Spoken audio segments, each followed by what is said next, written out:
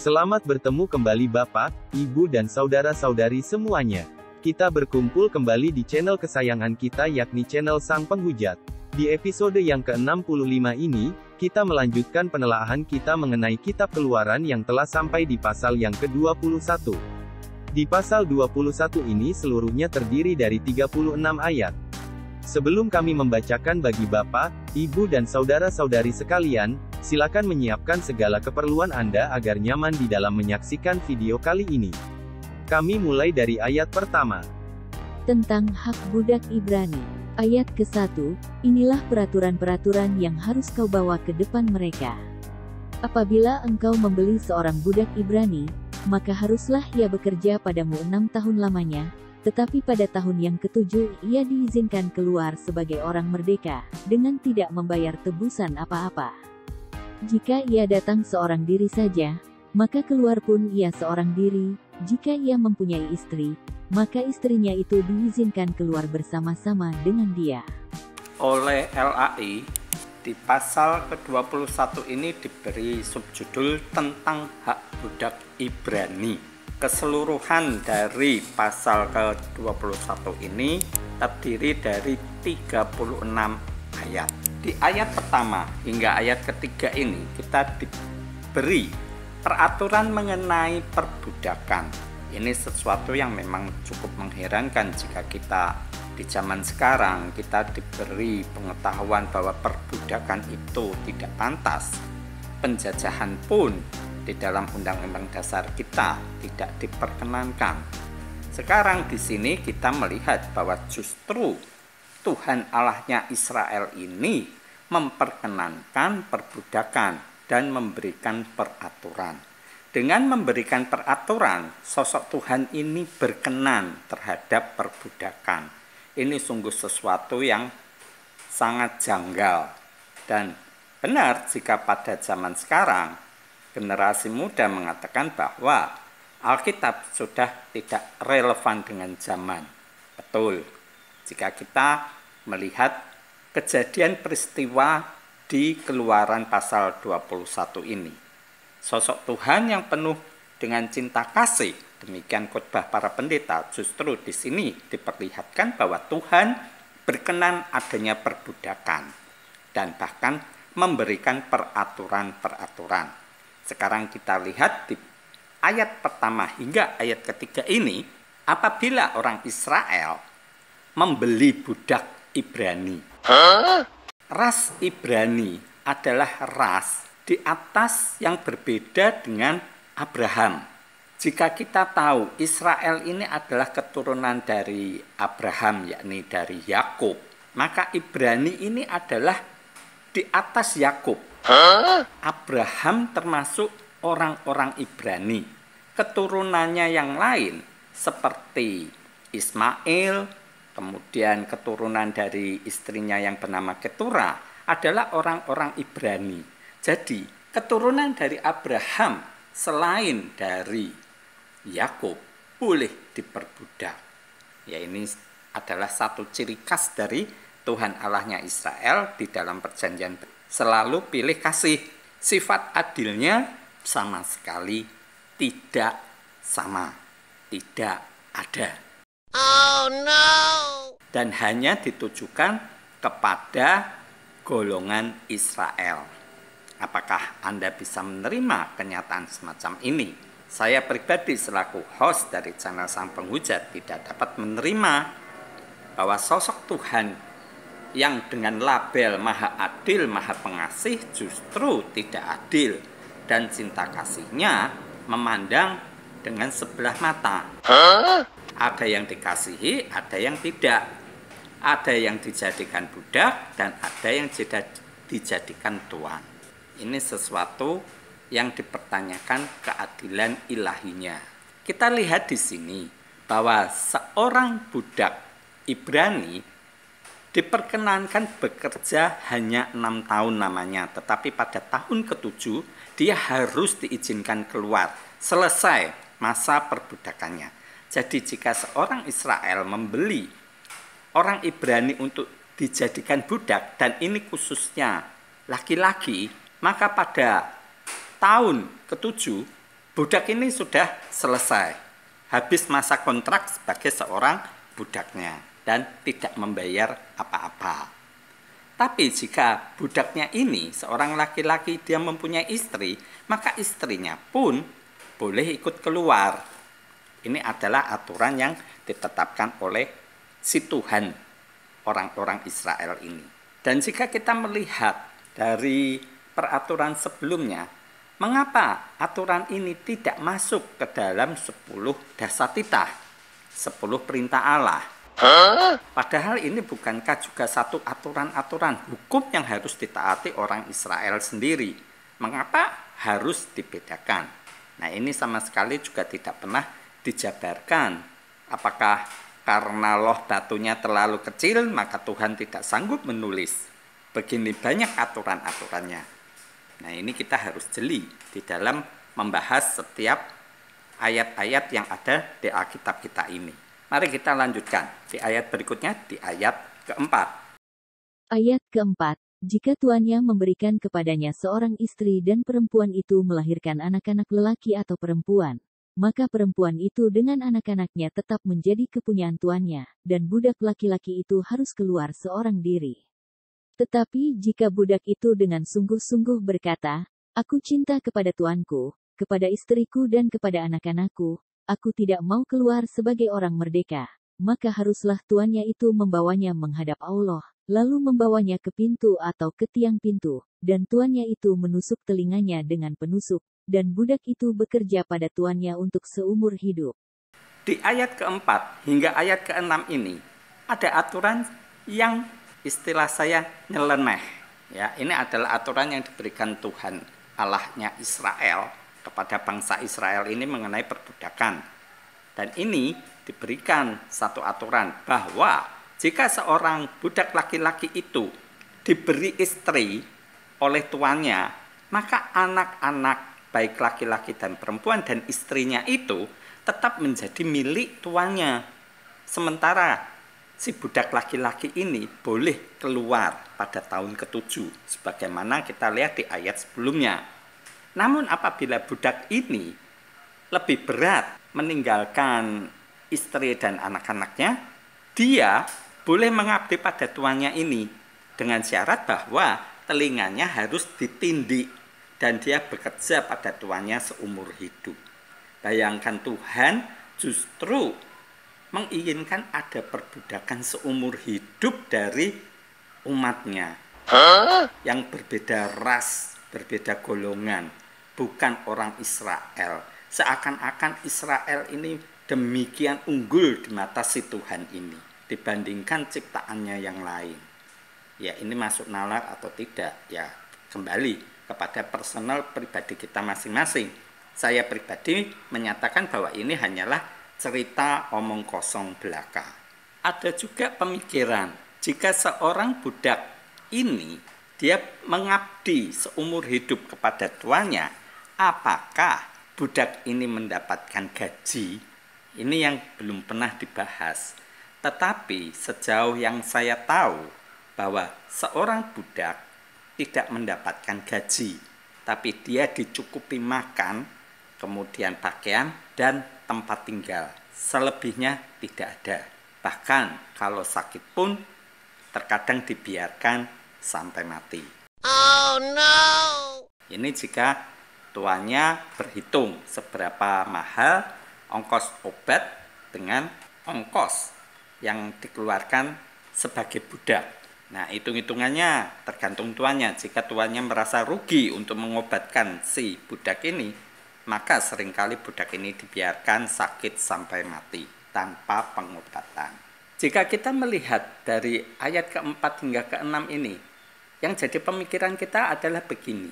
Jika budak laki-laki ini keluar dan dia meninggalkan istri dan anak-anaknya, lantas anak-anak ini dari si budak apakah juga akan dijadikan budak oleh orang-orang Israel ini?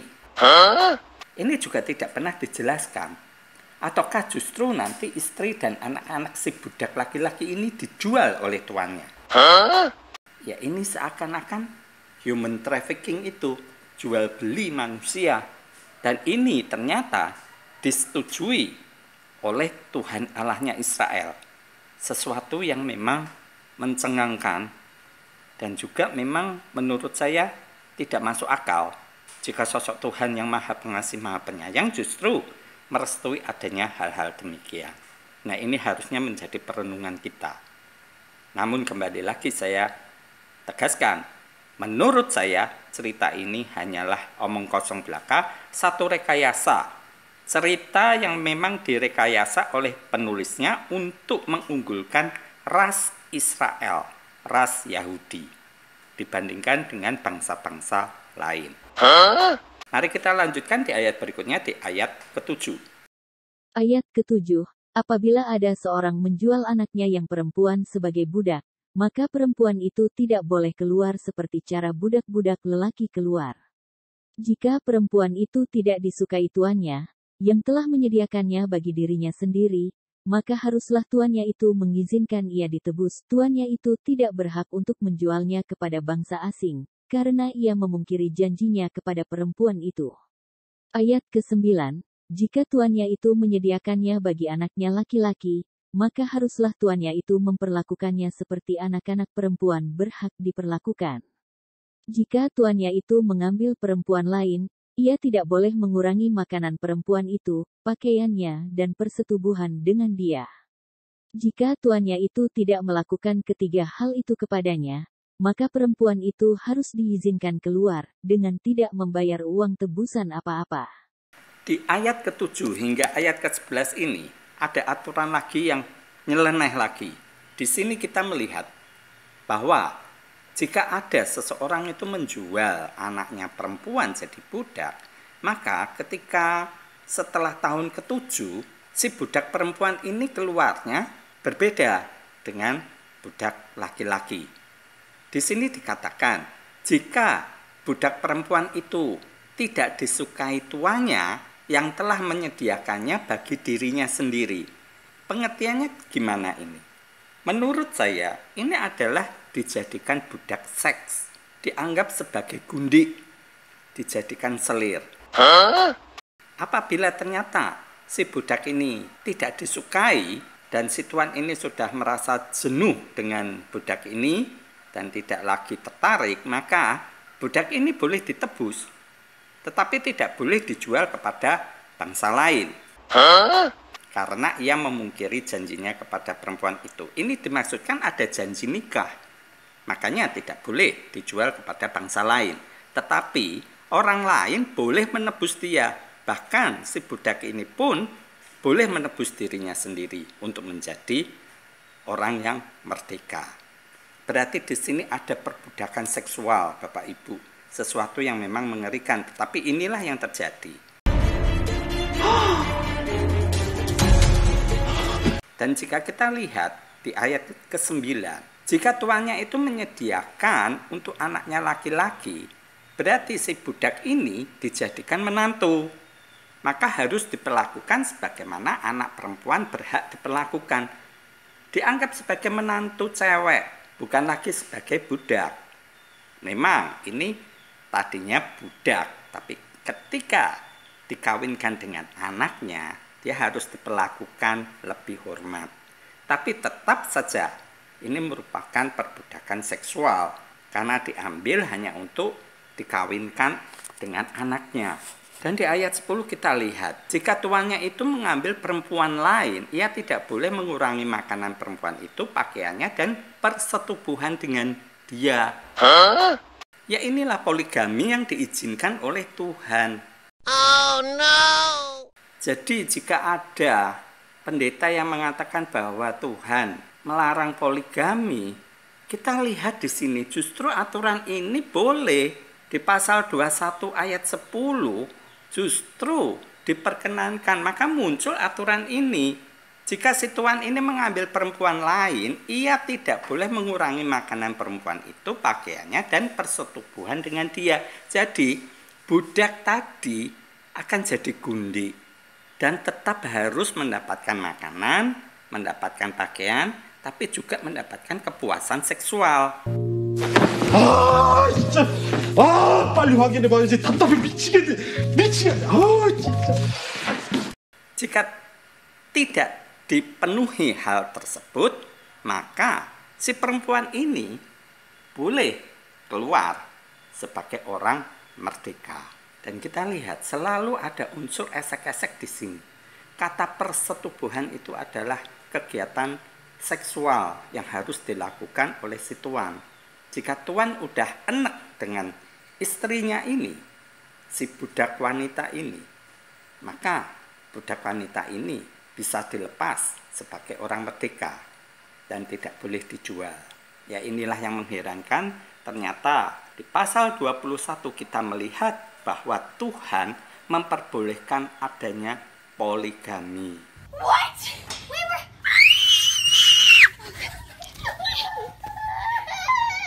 Ya, inilah mengapa kita lihat di agama Muslim, agama Islam, poligami diperkenankan karena mereka pun mendasarkan pada cerita Musa. Mereka percaya tokoh Musa ini, dan ternyata memang Musa mendapatkan perintah dari Tuhannya, boleh ada poligami, boleh beristri lebih dari satu, tetapi tidak boleh mengurangi jatah dari si wanita. Wanitanya harus tetap dapat makan, tetap dapat pakaian tentunya pakaian baru, dan juga tetap harus disetubui kegiatan seksualnya, kebutuhan seksual dari si wanita harus tetap dicukupi. Nah, ini kan satu pengesahan mengenai poligami itu sendiri. Ya, tentunya ini akan mengejutkan bagi kita semua. Dan terus terang saya pun baru melihat ini, bahwa ternyata Tuhan mengizinkan adanya poligami. Dan ini tidak pernah dibahas oleh para pendeta. Mari kita lanjutkan di ayat berikutnya, di ayat ke-12. Peraturan tentang jaminan nyawa sesama manusia, ayat ke-12. Siapa yang memukul seseorang sehingga mati, pastilah ia dihukum mati. Tetapi jika pembunuhan itu tidak disengaja, melainkan tangannya ditentukan Allah melakukan itu, maka aku akan menunjukkan bagimu suatu tempat, kemana ia dapat lari. Tetapi apabila seseorang berlaku angkara terhadap sesamanya, hingga ia membunuhnya dengan tipu daya, maka engkau harus mengambil orang itu dari mezbahku, supaya ia mati dibunuh. Di sini oleh LAI diberi subjudul Peraturan tentang jaminan nyawa sesama manusia.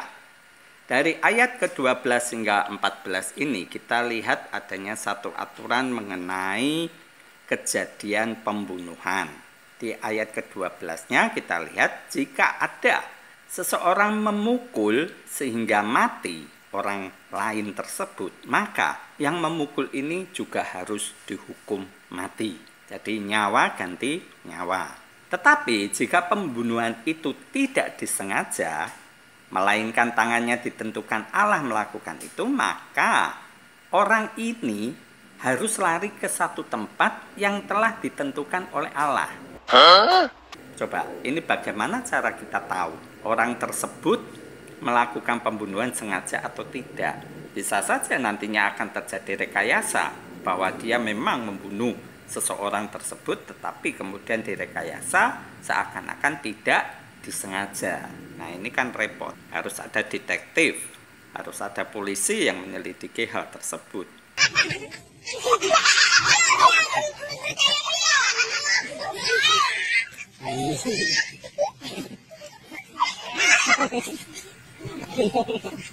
Tapi inilah yang ditunjukkan oleh Alkitab kepada kita, bahwa jika pembunuhan itu tidak disengaja melainkan tangannya ditentukan Allah, berarti ini Tuhan yang membunuh. Ya enggak apa-apa, tinggal nanti nunggu perintah dari Tuhan kemana dia harus lari. Nah, untuk apa lari? Ya mungkin untuk bersembunyi. Ya, ini sesuatu yang memang aturan ini ya harus kita terima. Beginilah aturan si Tuhan. Sesuatu aturan yang menurut saya konyol, tapi inilah yang terjadi. Bagaimana kita bisa tahu pembunuhan itu sengaja atau tidak? Kita lihat di ayat ke-14-nya. Apabila seseorang berlaku angkara terhadap sesamanya dan membunuh dengan tipu daya, maka orang itu harus juga dibunuh. Ya, ini setelah tadinya seorang itu mengatakan bahwa dia tidak sengaja, tapi kemudian melalui penyelidikan ternyata memang pembunuhan itu disengaja, maka orang itu harus dihukum mati. Kita lanjutkan di ayat berikutnya, ayat ke-15. Ayat ke-15, siapa yang memukul ayahnya atau ibunya, pastilah ia dihukum mati. Di ayat ke-15 ini berdiri sendiri dan kita lihat siapa yang memukul ayahnya atau ibunya pastilah ia dihukum mati. Ya, ini aturan yang tegas bahwa setiap anak yang memukul bapaknya atau ibunya harus dihukum mati. Tidak perlu penjabaran yang bertele-tele karena ini adalah aturan yang sangat tegas. Apapun alasannya tidak ada. Di sini tegas pastilah ia dihukum mati, titik. Jadi tanpa memakai alasan apapun. Tidak diperkenankan seorang anak memukul bapak atau ibunya. Kita lanjutkan di ayat berikutnya, di ayat ke-16. Ayat ke-16, siapa yang menculik seorang manusia, baik ia telah menjualnya, baik orang itu masih terdapat padanya, ia pasti dihukum mati. Di ayat ke-16 ini juga sama, satu aturan yang demikian tegas. Bahwa kita tidak diperkenankan, tidak diperbolehkan untuk menculik sesama kita. Dan jika sampai terjadi demikian, maka kita dihukum mati. Apapun alasannya, tidak diperkenankan. Ini adalah aturan yang tegas. Kita lanjutkan di ayat berikutnya, di ayat ke-17. Ayat ke-17, siapa yang mengutuki ayahnya atau ibunya, ia pasti dihukum mati. Di ayat ke-17, ini juga aturan yang tegas. Sebagaimana ayat sebelumnya, di sini tertulis, siapa yang mengutuki ayahnya atau ibunya, ia pasti dihukum mati. Nah, ini kita harus berhati-hati juga. Jika bapak atau ibunya mabuk, dan kemudian merekayasa terucap bahwa anaknya mengutuki dia, anaknya memukuli dia, wah itu anaknya pasti bisa mati. Karena memang hukuman dari Tuhannya memang demikian, dan jika ini memang diterapkan tanpa satu penyelidikan, sungguh sangat konyol bagi si anak ini nantinya. Dan jika ayat-ayat ini demikian tegas, mengapa juga tidak dimasukkan ke dalam 10 dasar titah itu? Ini juga merupakan satu rincian dari yang kita lihat di 10 perintah Allah, bahwa kita harus menghormati ayah ibu. Nah, ini mungkin satu rincian dari aturan yang pertama dahulu yang telah kita bahas di pasal ke-20. Jadi seakan-akan Tuhan ini awalnya memberikan aturan kerangka besarnya. Baru setelah itu rincian-rincian dari kerangka besar tersebut. Jadi seperti di negara kita ini, kita tahu dasar negara kita adalah Pancasila, dan kemudian ada juga dahulu waktu saya masih sekolah, ada rincian melaksanakan Pancasila itu, ada 36 butir P4. Nah, kita menghafalkan di situ harus melakukan tindakan apa untuk menunjukkan sila pertama, sila kedua hingga sila kelima. Itu dirinci satu persatu. Mungkin juga negara kita ini mencontoh dari apa yang telah dilakukan Musa ini. Ada rincian dari aturan dasarnya. 10 dasar titah itu barulah ini dijabarkan satu persatu. Mari kita lanjutkan di ayat berikutnya, di ayat ke-18.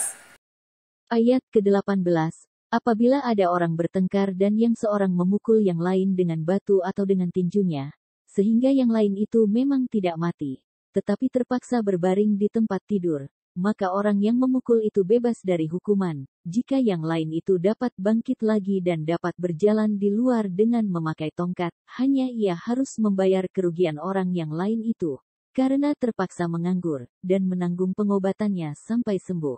Di ayat ke-18 hingga 19 ini adalah aturan mengenai orang yang berkelahi, di mana mungkin terjadi baku hantam, dan ternyata orang tersebut tidak mati, ya orang tersebut bisa bebas dari hukuman.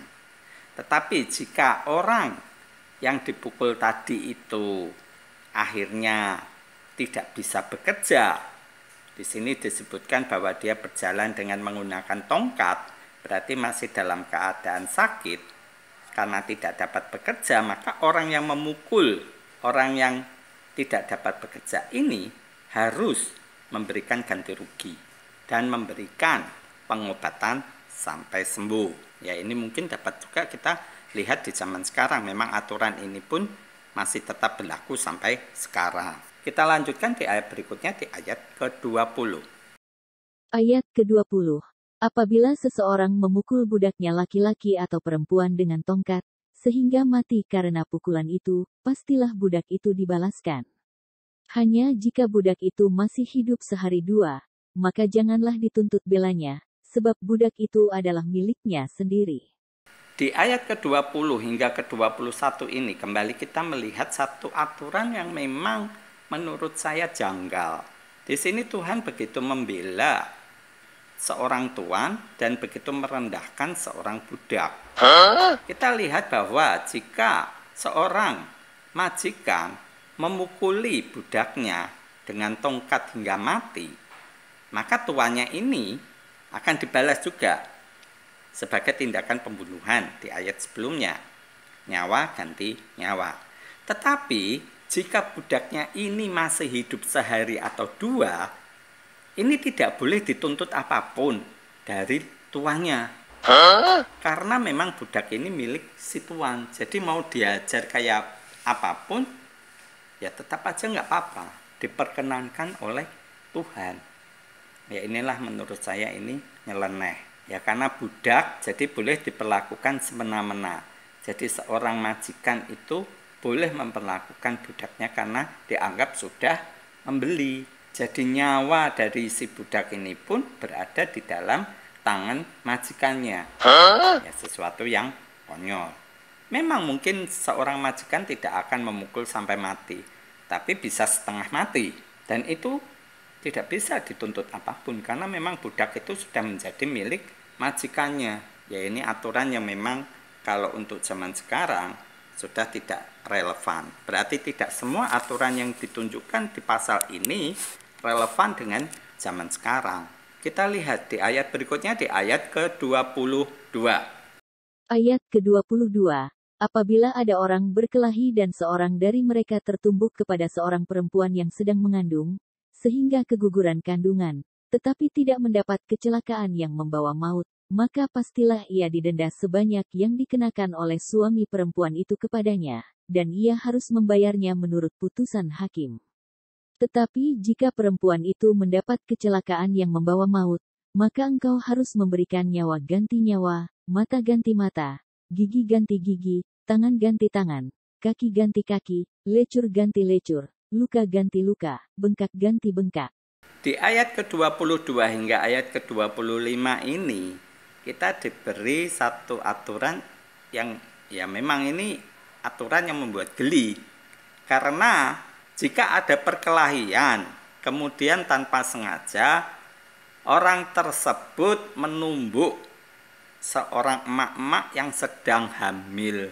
Dan kemudian mengalami keguguran karena ya tanpa sengaja tadi ketumbuk karena ada orang berkelahi, maka yang menumbuk orang tersebut, si emak-emak ini, kalau sampai terjadi keguguran, maka dikenakan denda oleh suami dari si emak-emak ini dan membayar sesuai keputusan dari hakim.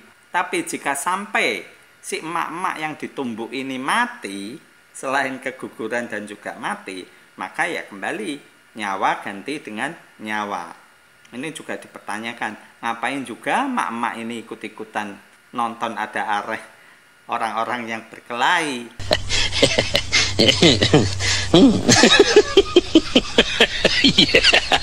Kalau ada orang berkelahi ya harusnya orang hamil, emak-emak hamil harusnya cepat-cepat menyingkir, bukannya malah menonton. Ya inilah satu kejadian, memang mungkin pada zaman itu jika ada perkelahian, emak-emaknya justru banyak yang nonton tanpa sadar bahwa dirinya hamil. Kita lanjutkan di ayat berikutnya, di ayat ke-26. Ayat ke-26. Apabila seseorang memukul mata budaknya laki-laki atau mata budaknya perempuan dan merusakkannya, maka ia harus melepaskan budak itu sebagai orang merdeka pengganti kerusakan matanya itu. Dan jika ia menumbuk sampai tanggal gigi budaknya laki-laki atau gigi budaknya perempuan, maka ia harus melepaskan budak itu sebagai orang merdeka pengganti kehilangan giginya itu. Di ayat ke-26 dan ke-27, ini juga ada aturan lagi yang sebagaimana ayat sebelumnya yang bikin geli. Tapi ya inilah yang diberikan oleh Tuhan Allahnya Israel. Apabila seorang, ini tentunya seorang tuan, seorang majikan, ini memukul mata budaknya, bahkan ini sampai rusak mata tersebut, berarti kemungkinan buta, maka budak ini harus dibebaskan. Begitu juga jika dia memukul budaknya, baik laki-laki maupun perempuan, hingga giginya tanggal, ya ini juga harus dibebaskan budak tersebut menjadi orang merdeka. Nah ini bisa juga direkayasa kejadian untuk aturan ini.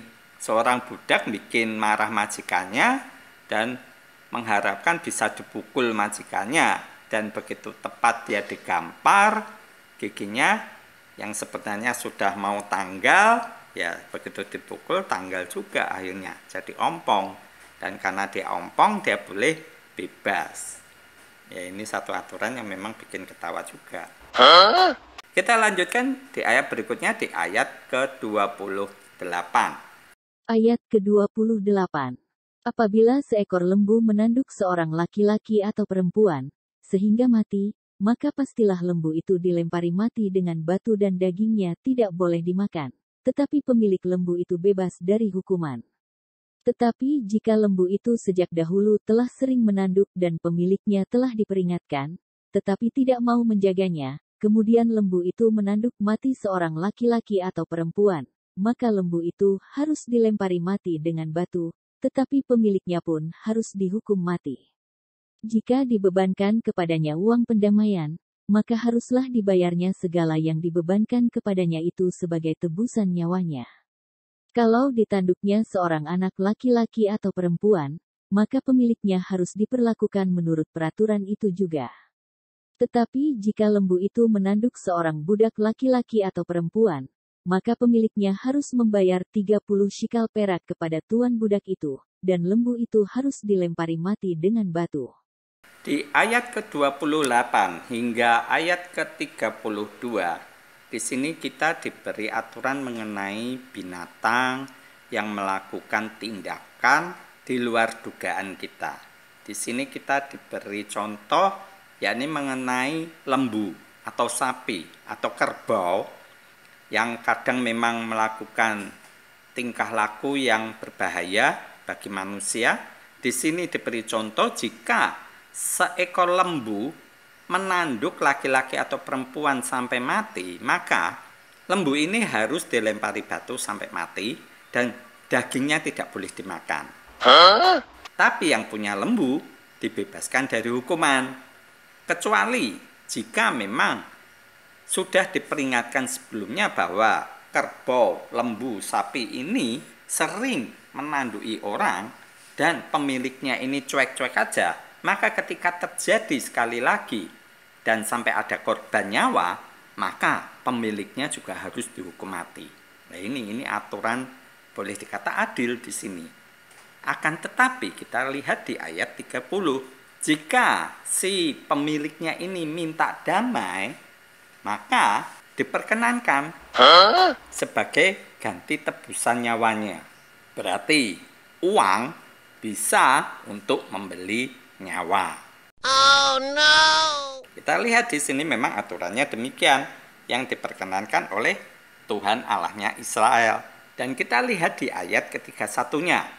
Kalau lembu, sapi atau kerbau ini menanduk anak laki-laki atau perempuan, ya akan diberlakukan sama. Kalau mati, ya nyawa ganti nyawa. Tapi ini akan berbeda jika lembu, sapi atau kerbau ini menanduk budak laki-laki atau perempuan. Ini pemiliknya harus membayar uang sebesar 30 shikal kepada pemiliknya budak tersebut. Jadi majikan dari budak tersebut mendapatkan ganti rugi 30 shikal perak. Dan lembunya itu dilempari sampai mati. Perikop ini, aturan ini apakah hanya berlaku untuk lembu sebagaimana yang tertulis di sini secara tekstual, ataukah ini berlaku juga untuk kerbau, untuk kambing, atau untuk binatang lainnya? Ya, ini akan menjadi perdebatan yang seru, karena memang secara tekstual ini hanya dituliskan kata lembu. Bagaimana yang terjadi jika ini kerbau? Apakah akan diterapkan aturan yang sama? Nah, kita lihat aja kejadian-kejadian mendatang. Kita lanjutkan di ayat berikutnya, di ayat ke-33. Ayat ke-33. Apabila seseorang membuka sumur, atau apabila seseorang menggali sumur, dengan tidak menutupnya, dan seekor lembu atau keledai jatuh ke dalamnya, maka pemilik sumur itu harus membayar ganti kerugian. Ia harus mengganti harga binatang itu dengan uang kepada pemiliknya. Tetapi binatang yang mati itu menjadi kepunyaannya. Di sini, di ayat ke-33 hingga 34, kita diberi satu perikop yang berbeda lagi. Ini adalah mengenai orang yang membuat sumur. Karena kita tahu bahwa orang Israel ini kan sedang melakukan perjalanan di padang gurun. Tentunya mereka mencoba mendapatkan air, dan mereka seringnya mau tidak mau harus menggali tanah, membuat sumur untuk memperoleh air. Dan ini aturan mengenai sumur. Jika seseorang itu menggali tanah, membuat sumur dan tidak menutup, sampai ada lembu atau keledai jatuh masuk ke dalam sumur tersebut, maka si pemilik sumur ini harus mengganti rugi kepada pemilik binatang tersebut. Dan binatang yang mati itu bisa jadi milik dari pemilik sumur. Ini aturan yang memang diterapkan. Mungkin pada zaman Musa ini, saking banyaknya orang yang mencari air, maka mereka membuat banyak sumur. Dan karena sudah capek menggali, maka sumur itu sering dibiarkan terbuka. Dan akhirnya binatang ternak banyak yang jatuh dan akhirnya mati. Nah, ini akan timbul persoalan sendiri. Untuk itulah maka saya lebih pada kesimpulan bahwa memang aturan ini diterapkan oleh Musa sendiri, tapi mengklaim, mencatut nama Tuhannya bahwa ini aturan yang ditetapkan Tuhan. Padahal ini hanyalah rekayasa dari otak si Musa sendiri yang membuat aturan-aturan ini. Ya, kalau untuk zaman sekarang, para pendeta akan mengatakan, ya inilah hikmat dari Tuhan yang diturunkan kepada Musa. Ya, kita fine-fine aja lah, kita terima mengenai asumsi demikian. Karena memang bagi saya pribadi, sungguh aneh jika Tuhan sampai mendiktekan segala aturan mengenai membuat sumur kepada kita semua. Begitu ribetnya, begitu tidak ada kerjaan si Tuhan ini sampai ngurusi sumur. Tapi inilah yang dipertontonkan, ditunjukkan di Alkitab kita ini kepada kita semua.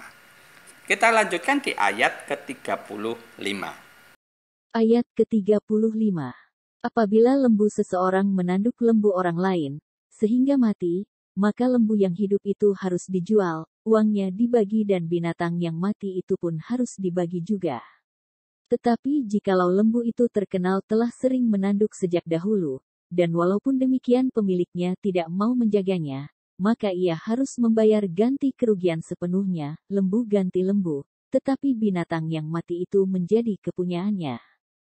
Di ayat terakhir ini, di ayat ke-35 hingga ke-36 ini, kembali kita melihat adanya lembu yang suka menanduk. Dan ini yang jadi korban adalah sesama binatang, yaitu lembu juga.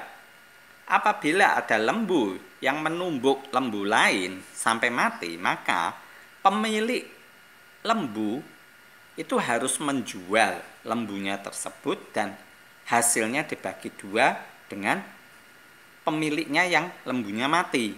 Dan begitu juga lembu yang mati itu harus dibagi dua, ya mungkin untuk lauk pauk. Dan di ayat terakhirnya ini, jika lembu yang suka menumbuk itu pemiliknya sudah diperingatkan tapi tidak mau menjaga sehingga terjadi lagi kejadian hingga ada yang mati, maka di sini dikatakan bahwa pemilik lembu tersebut harus mengganti sepenuhnya, lembu ganti lembu. Tapi binatang yang mati jadi milik dia. Ya, ini aturan yang ya boleh dikata bisa diterapkan untuk zaman sekarang. Jika masih tinggal di desa-desa, kita lihat ada yang memelihara lembu, sapi, kemudian ada juga yang memelihara kerbau. Tapi ini tidak dapat diterapkan di perkotaan, karena tidak banyak orang yang memiliki lembu sapi atau kerbau, karena memang untuk apa? Kalau mungkin lembu, sapi itu masih diambil susunya, tapi kalau kerbau jarang sekali di daerah perkotaan, tapi masih banyak di daerah pedesaan. Jadi aturan mengenai lembu ini masih bisa diterapkan untuk zaman sekarang. Demikian Bapak Ibu, kita telah meneliti ke-36 ayat dari pasal 21 Kitab Keluaran. Di sini kita disuguhi aturan-aturan yang diberikan Tuhan Allahnya Israel melalui Musa kepada bangsa Israel. Dan ini adalah aturan untuk kehidupan sosial bermasyarakat bagi orang-orang Israel. Sesuatu yang memang mengherankan, mengapa Tuhan demikian detail, demikian ribetnya hingga turun tangan mengurusi masalah-masalah sosial begini. Mengapa zaman sekarang Tuhan seakan-akan tidak pernah turun lagi, padahal kehidupan sosial kita jauh lebih rumit dibandingkan zaman Musa ini. Tapi Tuhannya begitu repot-repot mau turun di atas gunung, mendiktekan segala aturannya kepada seorang manusia bernama Musa. Dan mengapa sekarang sosok Tuhan tidak mau turun? Mungkin ke apartemen mewah memanggil seseorang yang bisa dijadikan juru bicara dia, mewakili dia, memberitahukan kepada kita aturan-aturan sosial, sehingga kita bisa tahu lebih baik dan bisa membuat kehidupan lebih nyaman. Ya, ini semua kembali terpulang kepada nalar kita masing-masing. Sekali lagi saya katakan bahwa menurut saya semua ini hanyalah rekayasa dari sosok manusia yang bernama Musa. Oke Bapak Ibu, saya berterima kasih untuk kesediaan Anda yang telah menyaksikan video ini. Dan kita akan bertemu kembali di episode mendatang. Sekali lagi, terima kasih untuk segenap atensi Anda. Shalom.